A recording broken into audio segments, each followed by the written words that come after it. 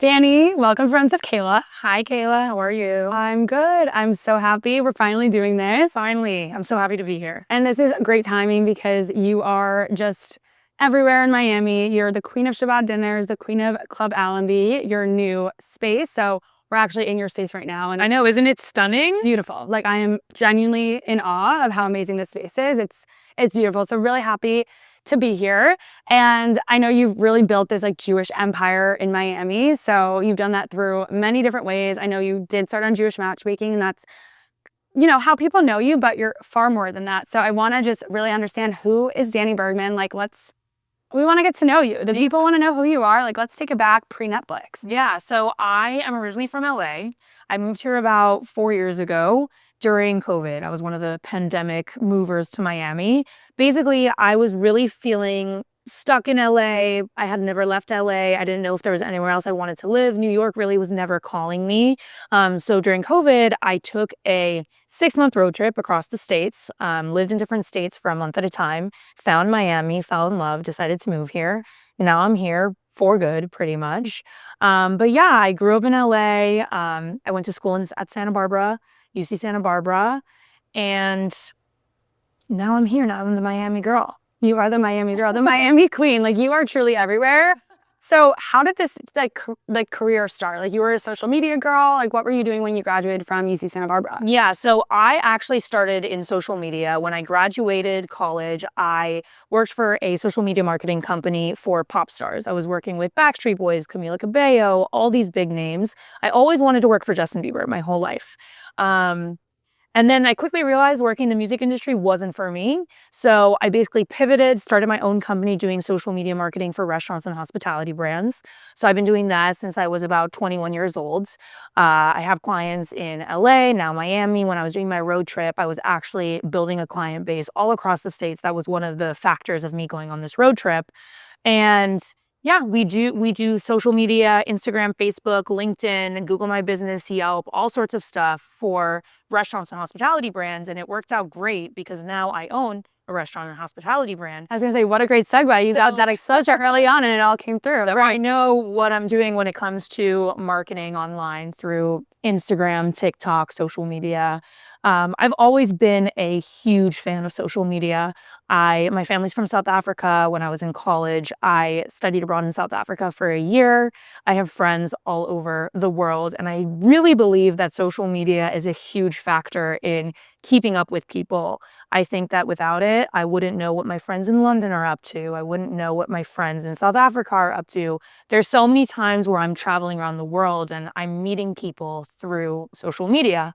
So I'm really passionate about it. I've been doing it for so long, and it's really built an amazing foundation for my career now because most of my promotion, most of my outreach is through social media.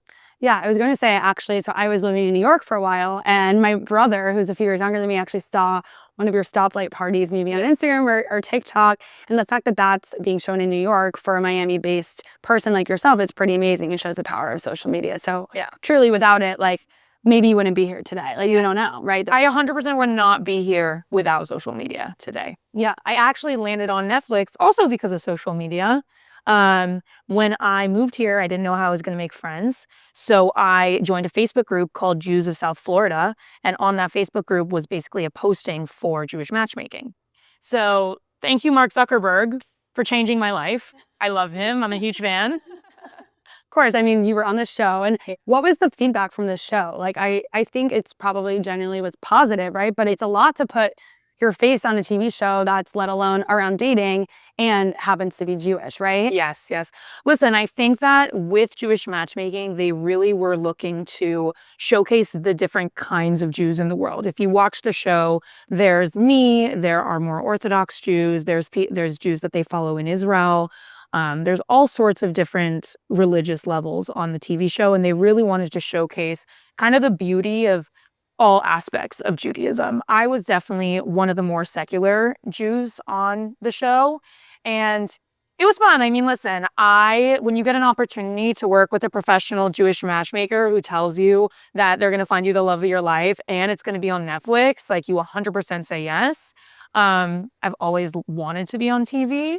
So I was really excited. I mean, it's fun. It's definitely a lot of backlash online, but my rule of thumb is just not to really look at all the hate and use my page to spread love and positivity. And that's what we've been doing. Yeah, and that's really amazing that you're continuing to do that, especially through what you're doing today. Do you feel like the show Jewish Matchmaking changed the way that you look at Judaism or even look in your future partner, right? Like you were obviously dating on the show. We all saw certain dates that you were going on.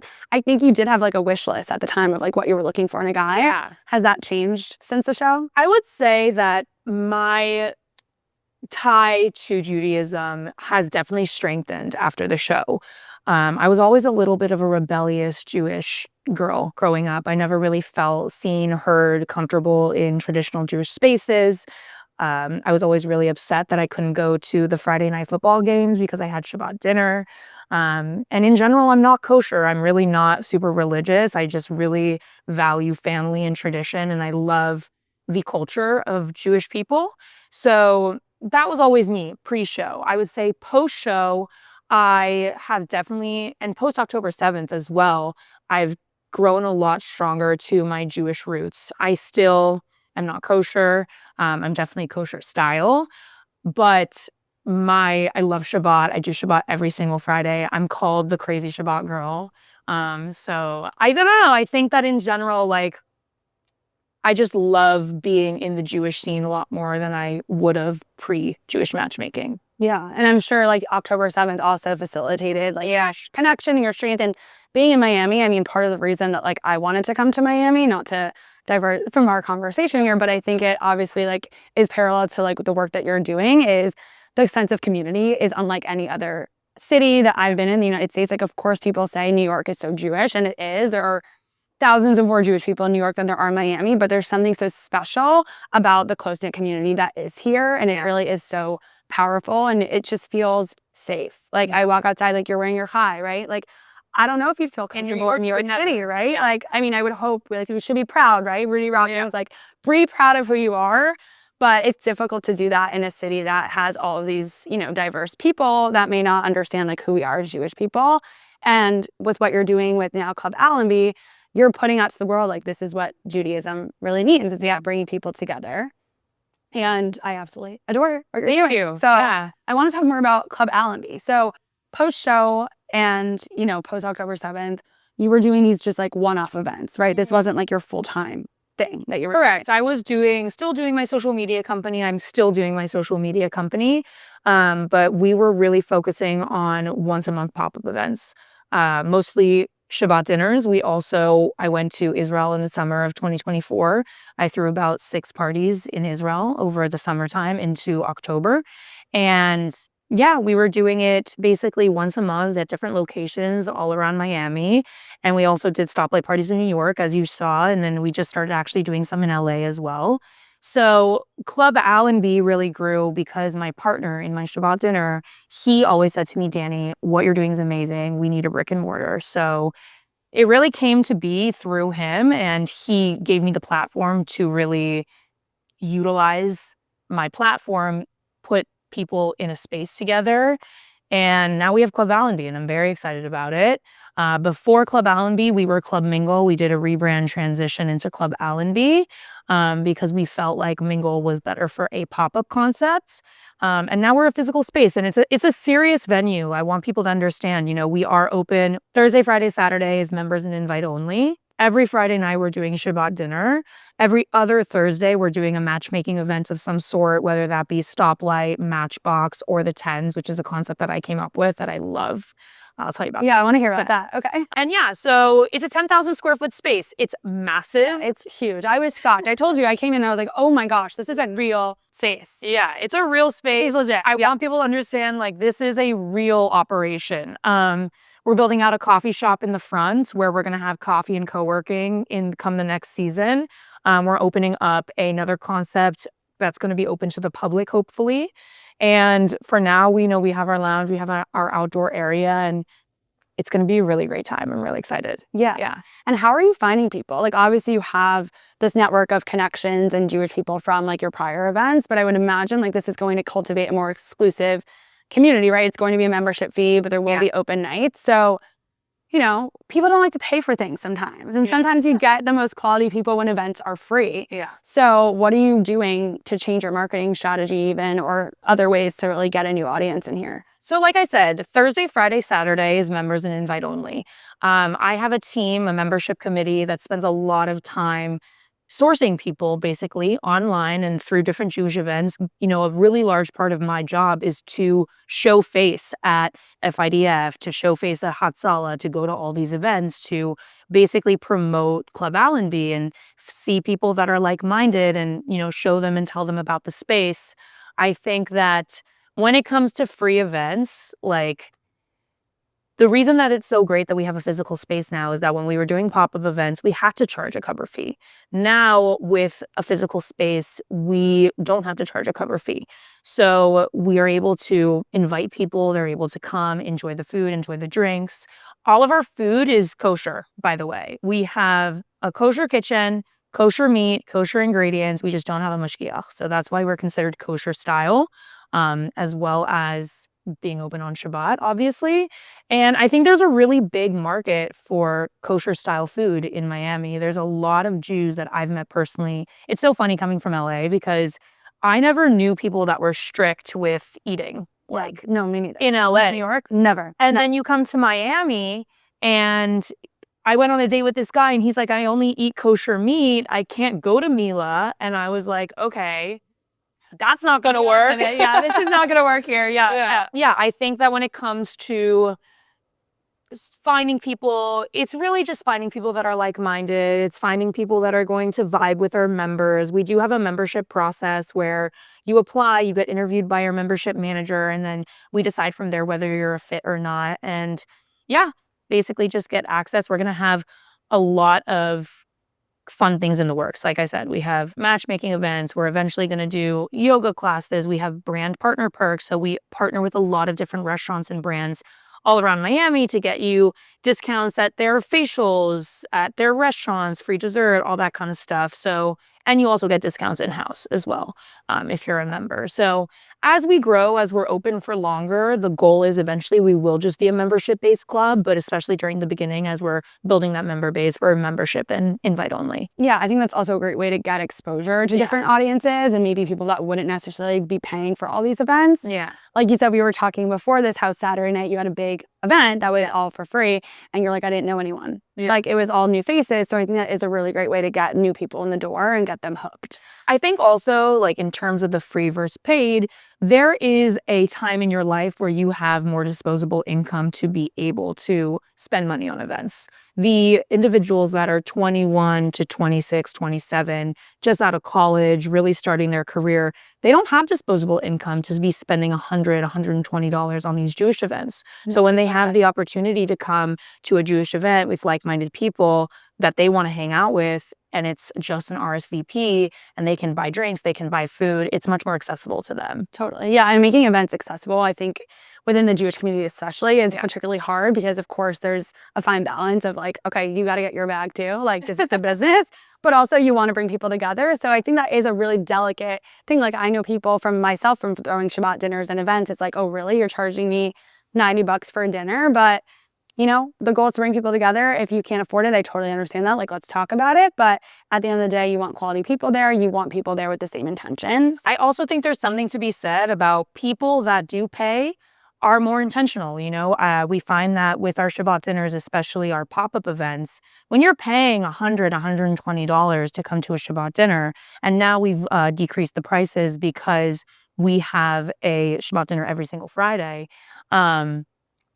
people are coming with the intention to meet people. When you're coming and you don't have an investment in anything for that matter, you aren't as intentional with your time and you're not as intentional with who you're talking to. So there is something to be said about paid events.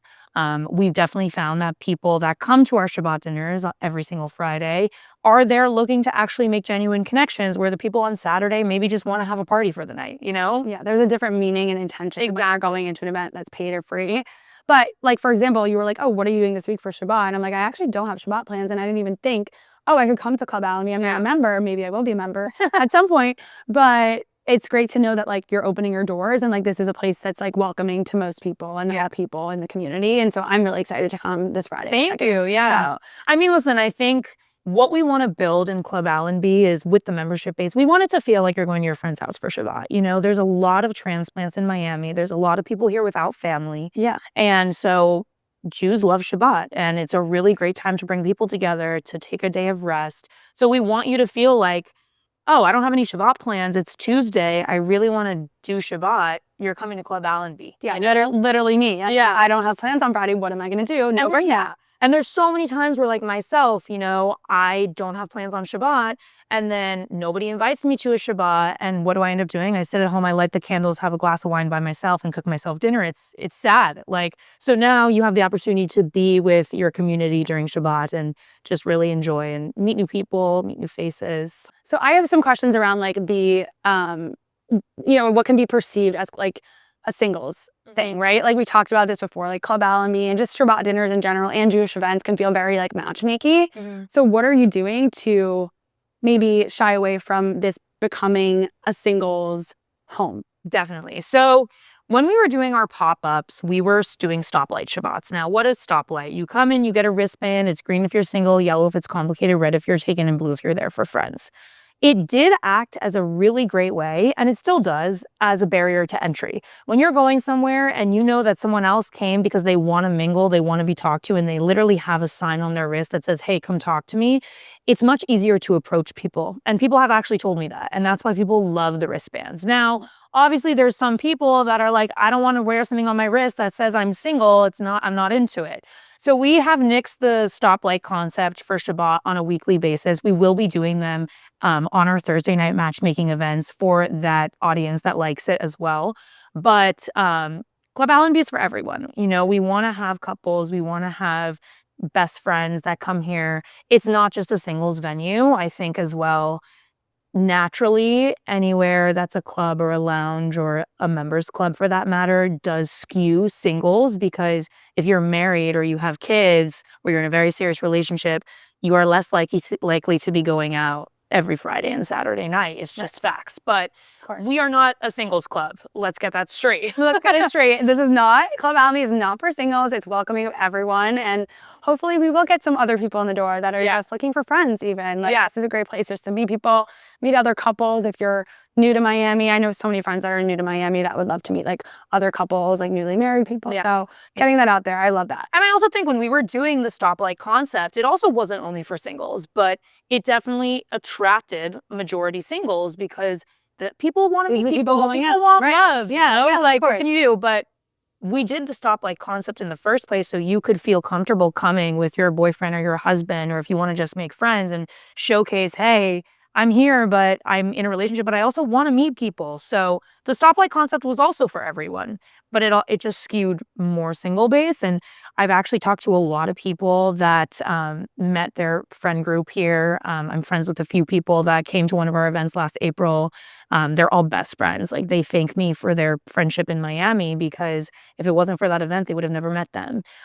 There's a girl that sent me a message on Instagram the other day saying that she reconnected with her now boyfriend from preschool because they ran into each other at one of my events. So that's so nice. It's really nice. It's really heartwarming, and I love it. So let's talk about you, Dani. So you're like, everyone's looking for love, obviously. Yeah. Jews are like we're all looking for our Jewish husband, our Jewish wife. Like, I feel like that's just natural as Jewish people. We want to instill that in our own families, right? So that's just a big part of our culture, is everyone trying to matchmake each other. What about you? Like, let's talk about your love life. Obviously, you were single on the show, 2023. It's 2025 now. What's changed? What are you looking for? What have you learned? Like, let's get into it. So, funny story. I actually built Club Allenby. I built Club Mingle previously for myself. I thought to myself, if I bring the best Jews together, 100%, my husband is walking through those doors. That was honest you are. That was the entire idea. I was like, okay, you know what? I want to meet someone. I want to meet a Jew. I'm going to use my own platform. I'm going to bring them all to me. And one of them has to work out. It only takes what? You know? It only takes one. So it's The Bachelorette, guys. Line up for Dani Bergman, because this is The Bachelorette and you're getting a rose. I will say, though, as well, like, being the host, I'm working on my events. I'm entertaining, I'm talking to everyone and making sure everyone is having an amazing time. It has become difficult for me to actually meet someone at my own events because I'm working at the end of the day. I also think it takes a very specific man to approach the host and be like, I want to take you out. But that's what I'm looking for. I'm looking for that man that's going to come up to me and be like, you know what, Dani, I came here for you. Let's get drinks this week and maybe schedule another time that I'm not working so we can actually get to know each other. Yeah, I'm single, ready to mingle. I'm really excited. I've met some hotties at my own events. There's some good I've been on here. dates. I've been on dates through my own events. I love it. I have to say, it's so much easier to run a business like this when you are single. So Dani, let's see what happens when you get wiped up. You're going to be like, on to the next. No. I won't. I promise all of you guys that I'm going to still be here when I'm married with children, and I will bring my kids here. And I think my story will be, you're going to be giving back to the community. I'm going to be giving back. Yeah. You know, I'm a social person. I love to go out. I love to meet people. I think at the end of the day, everything is matchmaking. Your business relationships, your friendships, it's all about how you vibe with someone. Yeah, 100%. So, you know, maybe I don't come here and I meet the love of my life, but I'll come here and I'll meet the person I'm doing business with next, you know? Networking. Everything's a networking opportunity. If it's not love, it's networking. It literally is. Like, yeah, or friendship. But I do think like you and I are very similar when it comes to just like our personalities. Like we're strong, hardworking, like independent women, and that can be intimidating for a lot of guys. 100%. Have you heard that from, I know this Spivak family? Yeah. Their mom, what did she say to you? Oh, she said to me, she's like, who cares if you're a strong, independent woman? Like, you got to go out there, you got to be strong, and a man will take you on. Yeah. She's great. She's a strong, independent woman. She is. And look at her. Like, she's successful. Immigrant mom, follow her on Instagram. That's a good plug. But yeah, it's true. I think like we're looking for a soft alpha, you know, like a guy that's going to like take the, you know, like go after us, but then like let you be you and like have that feminine energy. Yeah, I definitely want to be with a man that's going to be able to put me in my feminine energy, but also when it's my time to shine and when I'm, you know, running the show, he's allowing me to do so. I think that it's a very divine balance of that person, and he's coming my way. I feel it. He's coming. We're manifesting for you. We're manifesting. Well, a lot of good people coming through these doors. So if it's not through here, it's going to be through a friend that comes through these doors. Like it's going to happen. Yeah. And yeah, I'm not worried about you, Dani. I'm not worried either, honestly. Worried. Yeah. And I also ask my friends all the time. I'm like, who's that guy? You want to ask him if he's down? Yeah. Also, like, let's recycle our matches. I always say that. Like, I'm always going through friends' hinges being like, oh, I know this guy. Maybe we went on a date. It wasn't a match. Like, go out with him. I don't care. Yeah. It wasn't a match for me, but it could be for you. Exactly. So people, we need to recycle these men. That's what I always say. Like, let go. Like, let's get them moving through the recycling bin there. But anyway, it doesn't sound good when you say I just said the recycling bin. It's like they're trash, but no, they're good guys out there, and we gotta just match them with the right people. Exactly. Everyone has a person. It's just a matter of finding them during the right time. Exactly. Timing is key. Of course. So I want to talk about, you did a poll recently that you were like, should I get rid of Jewish matchmaking on my Instagram bio? Yeah. What did people say about that? It was like a 50-50 response. Some people were like, drop it. Some people were like, keep it. The thing with Jewish matchmaking, this thing with Netflix, is it provides me with validity. People know me from there. They recognize me from there. So for now, I'm keeping it. Okay. Yeah. I have different thoughts, but what are your thoughts? I just think you're more than Netflix, you know? Like you've been there, done that, and like look what you've created. Like you're your own brand now. Like I mean, listen, I added Club Allenby to everything, and I always promote like my own things. But I think when it comes to when someone sees a video of me or they see me on the street, they're like, where do I know that girl from? Right. It's Netflix, you know? That's true. At the end of the day, like that's where you started from. So those are the roots. I hear you. But now actually, like I was on a plane the other day and this guy came up to me and was like, you're the girl on Instagram. I was like, yes. You're like not from Netflix, you're from Instagram. Yeah. That's good. I like that. And I was going to ask you if people like randomly approach you in public, like what is that like? All the time. And like any dates from things like that? No, just people that want to connect and talk. And I actually was in Italy over the summer last year, and there was this girl that like ran up to me on the street, and she said that she recognized me from Instagram and Netflix, and she's from Argentina, and her friends went to my parties in Israel, and she wants me to come to Argentina and do an event there. And it's fun. I mean, listen, I love when people come to say hi, you know? Totally. And I was expecting this. I went on national television, so. Right, of course. You're like, I'm ready for it because of that. Yeah. So are you like exhausted from these events? Like putting on events is a lot of work. Like, I don't think people realize like how much effort, time, and just like it's exhausting. A lot goes into it, blood, sweat, and tears. So like, how do you feel right now having like launched this? Like, this is opening weekend was this past weekend. Yeah. How are you feeling? I am feeling good. I love the turnout of opening weekend. I think it was a massive success. People were very happy. The food, the operations, everything went very smoothly. We also turned this around in 4 weeks. We signed this lease a month ago. Oh my God, it's insane. So we've been working very hard to open it in a 4-week time frame. So I'm very happy with how it went. In terms of organizing events, yeah, it's a lot of work, but I love it. It's fun. Really, most of my job is to tell people about it, whether it be on social media or out and about. But I definitely feel sometimes that my social battery is at a zero. There's times where, especially after a big weekend, I'm not going out really because I don't want to talk to anybody because I've been talking to people for the past 3 days. Yeah. But I think, as we grow and as this is open every Wednesday through Saturday, some days are going to be busier, some days are not going to be busier, and that's okay. So I think it'll get a little bit getting used to, but I'm a very extroverted person and I'm ready to take it on. Good. Yeah. But we all do need our time to recharge. Like, I totally hear you of like, you're out and about like constantly. It's like, it's important to also have that time to yourself. Yeah. And just like disconnect from it all as well. Yeah, it's a balance. Everything's about balance. Exactly. Yeah. So is there anything else you want to share, Dani, about just life, love, Club Allenby, what's going on, what's to come for you in the future? I will say I want to speak about dating in Miami for a second. Let's talk about it. Yeah. Because I've seen your podcast with your other friends and how you talked about how it's maybe a little bit more difficult. I think that dating in Miami is not as difficult as everyone thinks it is. Hot take. I never said it was difficult. Who said it was difficult? Someone I interviewed. Someone you interviewed said it was. I was like, listen, I think coming from New York, let me tell you. Okay. There are a lot of guys in New York City. Yeah. Right? But there are way more girls in New York, I will say. Yes. And I think that men feel exhausted from the options in New York. Like, there's just endless options, whether you're swiping, whether you're out on the streets, like, you're just seeing all girls. Yeah. Unless you're in Midtown seeing the guys in suits. But truly, like, it feels like there are a lot more girls, even at Shabbat dinners. Like, if you were to host a Shabbat dinner in New York, I kid you not, it would be 75% women. Oh, I did a few events in New York and it was a lot of women. Like, I had to go searching for the men, for these girls. And Miami is the opposite. Like, I've done Shabbat dinners now in Miami as well, and it's been more guys than girls. And I'm like, whoa. Like, What's going on? What is happening? Because I'm used to the opposite. So, hey, I'm loving it in Miami. Yeah. For us, for the girls.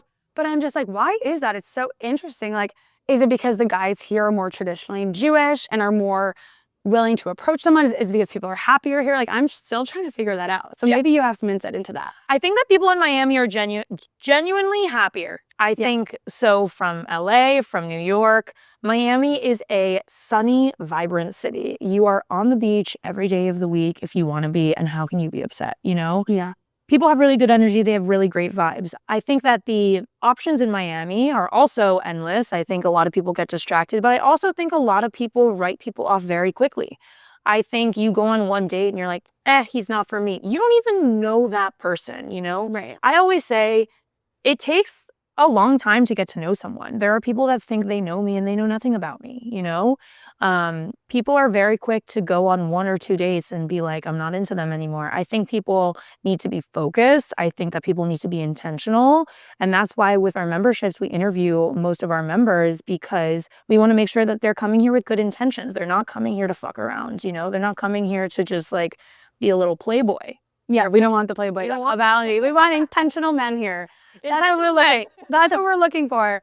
Even just in dating too. Intentional people. Intentional people. Come here with a good energy. Come here with good intentions. Come here wanting to make genuine connections, and it'll come. I think that there is a stigma in Miami that the men are trash and they all suck, but I don't think that's true. I agree. I think there's so many good men in Miami, and I think it's just a matter of finding someone that you're compatible with and also giving them the time to show themselves and show you who they are. I think a lot of women get wrapped up in, oh my God, he didn't pick me up, or, he didn't text me for 7 hours. Like, people are busy. I don't text people back sometimes for a day.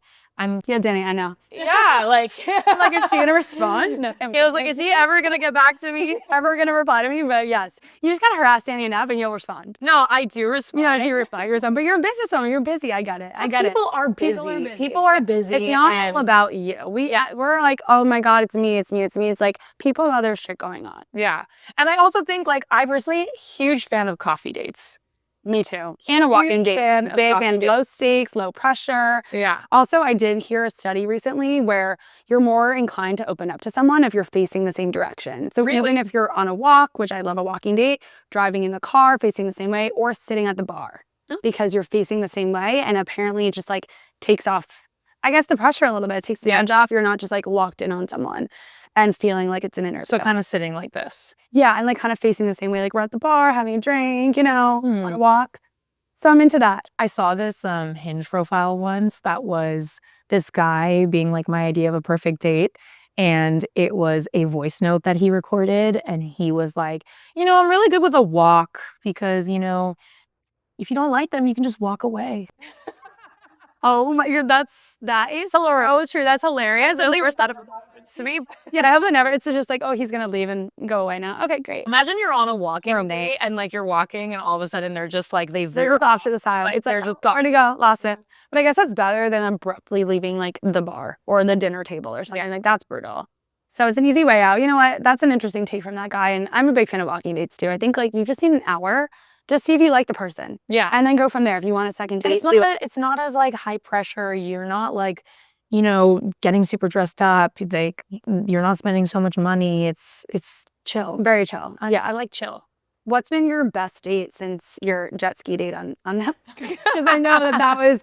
I'll tell you about one of the best dates I've ever been. Yeah. Tell me about it. Ever been on. And this man is, he's married now. So BH, very happy. Very happy. Okay. This man picked me up on a motorcycle. Oh, wow. Took me to the Miami Beach band shell. We went to go see a concert. And then we went to a dinner. And then after dinner, it was Art Basel week about 2 years ago or 3 years ago. After dinner, we went to the Faena to check out the art. And then he took me home on his motorcycle. And I literally felt like I was in a movie, and I called him Motorcycle Man. To this day, he's still Motorcycle Man. Motorcycle Man, that's quite the story. That's a great, I don't know who's going to top that, but maybe someone listening will be able to top that date. It was hands down one of the best dates I've ever been on. Yeah, that's going to be top to top. Yeah, it was so fun. That really takes the cake over the jet ski date. I also am a sucker for like men on a motorcycle. I'm a sucker for like real men, like, oh yeah, you are coming over, you are hanging my shelf, you are cooking me a steak medium rare on the grill, I am passing away. Yeah, I had this conversation this weekend. Actually, I was away with family friends, and their dad is like, girls, like, how are you still single? Like, what's wrong with the men? He's like, men are just like scared of you girls, like they're intimidated, and we need to change that. Like, men need to take control, get their power back, and be ballsy enough to ask you girls out. And I'm like, facts. The men are scared. The men are scared. I don't want these men to be scared anymore. Yeah. It's okay. And I think like the Miami culture, I will say, is so different from New York in that way of men are like, chivalry is not dead here. Would you say that men in Miami take more action than the men in 100%. Oh, and maybe it's a political reasoning. We won't get into that. But like men pick you up in the car. Like it feels like high school here. Like we don't drive in New York. So like the guys will be like, I'm here, I'm picking you up. Like that's so cute. And it's so sweet.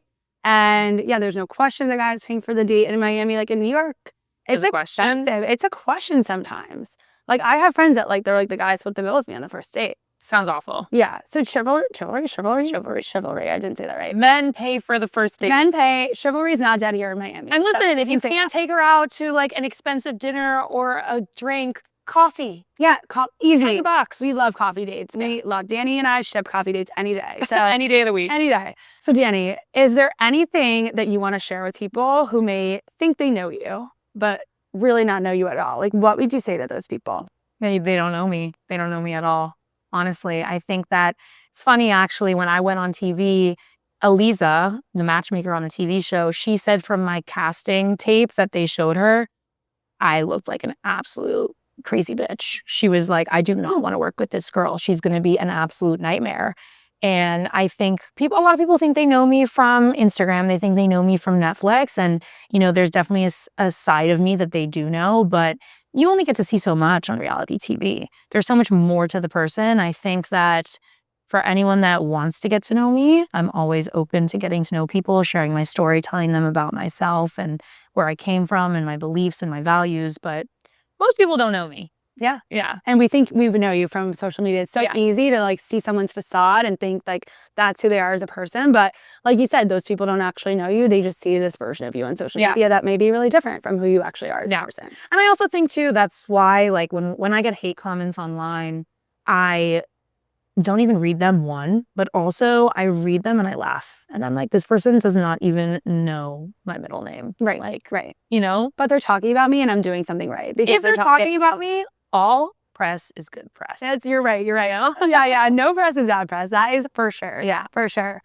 Well, this has been amazing, Dani. I'm so happy this finally worked out. Yes, where can people find you and where can people find Club Allenby? So they can find me on Instagram and TikTok at Dani M. Bergs. They can find Club Allenby on Instagram, TikTok, online at Club Allenby or cluballenby.com.